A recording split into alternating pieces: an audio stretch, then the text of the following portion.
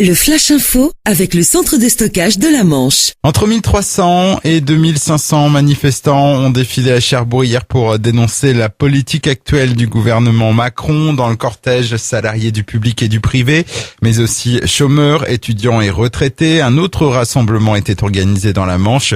Plus de 400 personnes se sont ainsi réunies à Coutances. Le cortège s'est notamment arrêté à l'intérieur du site de la fromagerie qui doit fermer au printemps prochain. Social toujours avec un appel à la grève chez les maîtres laitiers du Cotentin pour aujourd'hui. Selon la CFDT, le syndicat majoritaire, les hausses de salaire demandées cet été n'ont pas été appliquées. Le mouvement pourrait donc durer dans la longueur selon un délégué syndical. Toutefois, les collectes de lait ne seront pas bloquées.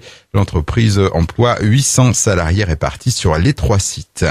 Il n'y aura pas de nouvelle prison dans la Manche. Certains plaidaient pour Cherbourg, d'autres pour Saint-Lô, voire pour Coutances. Ce ne sera finalement ni l'un ni l'autre. Les 3 villes n'ont pas été retenues dans les programmes immobiliers pénitentiaires. Pour rappel, ce plan prison prévoit 15 000 places supplémentaires d'ici 2027. Si la Manche n'a donc pas été plébiscitée, le site de Camp-If a quant à lui été retenu. On se souvient de cet incident qui avait fait grand bruit en avril dernier au Mont-Saint-Michel. Le site touristique avait dû être évacué après qu'un homme ait proféré des menaces contre les forces de l'ordre. Âgé de 36 ans, il avait finalement été arrêté à Bretteville-sur-Odon dans le Calvados 1 heure plus tard. L'individu comparaît ce mercredi devant le tribunal correctionnel de Coutances.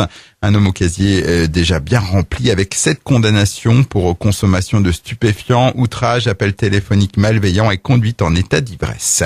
On termine sur du tennis. L'aventure continue pour Myrtle George. Hier, la Manchoise étonnante du titre n'a pas tremblé pour son entrée dans la compétition. Myrtle George s'impose sur sa compatriote Lucie Varnier. Score final 6-2, 6-4. Elle affrontera au prochain tour une autre Française, Tessa Andrian-Jaffy-Trimo. Le Flash Info vous a été présenté par Landra, centre de stockage de la Manche à Digulleville. Pour en savoir plus et visiter notre centre, 0810 120 172, coup d'un appel local.